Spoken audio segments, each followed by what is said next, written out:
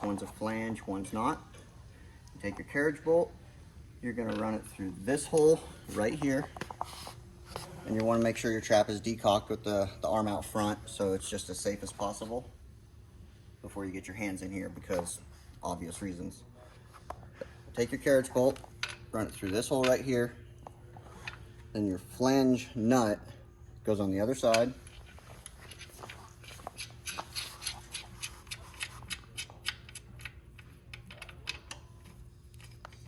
Struts are just a little bit. Run that down. And you'll need a 9/16 wrench or deep socket.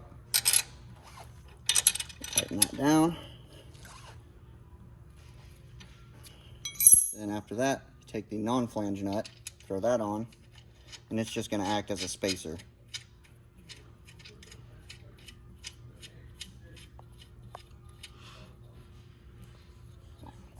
You can use a set of pliers to tighten that, or 11/16 wrench.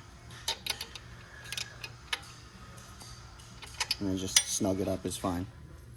And that's all you need on the trap side to get it prepped. After that, you're going to make sure this handle is tight down here, your adjustment handle. You want that really tight and locked down so that when you loosen this pivot bolt, the trap doesn't fall on you or anything like that. You're going to loosen this bolt, and it's an 1.5" socket or wrench. We use a deep socket, and a pair of channel locks. The channel locks go on the head of the bolt here. It's just the easiest way to get in here and hold that. And then you can get your gun impact over here, or your wrench or ratchet. And then loosen that all the way off. And we had already loosened that a bit just for ease of videoing. Once that is off, you're going to need a helper on the back side of the trap to grab onto the back of it.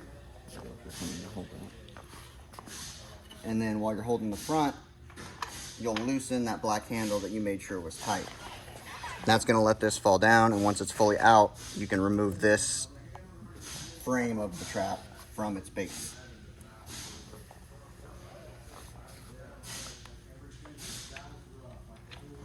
And it will try and pivot away from the base as you loosen this. Take that out. I usually reach my hand in here and try and hold the bolt in. Comes off, then we go up with it.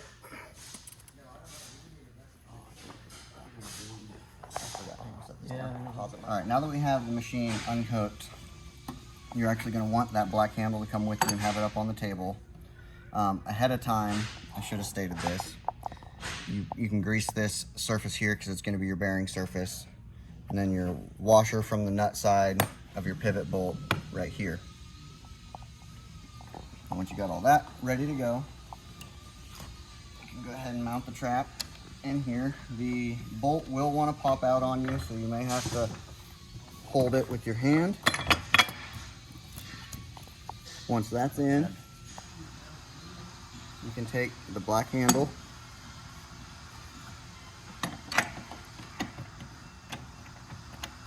to get that started, and use that to hold your trap in place. Now, if you lock it down real tight, just make sure you get on it with your hand good. You don't need a hammer or a cheater bar. It's not going anywhere. We're fine. Now, take your washer, try to give it just a little bit of grease. It goes on there. And the nut that came off of it from before goes back on.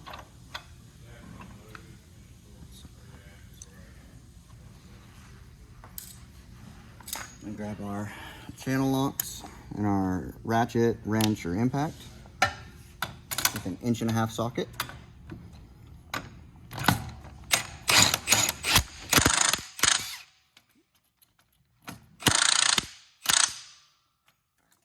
Now that I felt the nut bottom out, I'm gonna, supporting the bottom of this,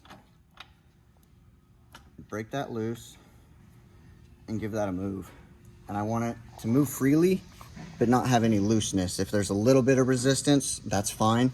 This trap weighs, you know, how 30, however much this top part weighs. I can't remember off the top of my head. You gotta remember that's always gonna help keep, that weight's gonna help it move.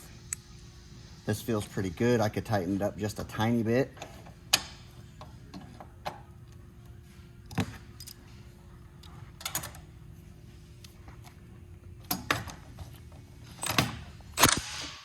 That's probably enough. Yep, that's right where I want it. Just a little bit of resistance to movement, but it slides nice and easy. Once you have that done, leave that loose. You can bring it down, take this arm. Should slip right onto that.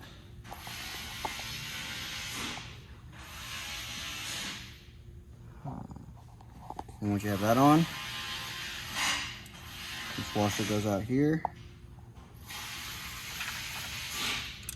And the nylock goes on. That nylock is a 9/16.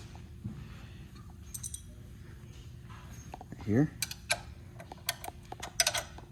And this, I tighten it down until I'm all the way through the nylon, but it doesn't need to be tight because that'll still let this move freely. So I'm engaged with the nylon. I can still feel that washer has a tiny bit of play. And that's done. You're good to go.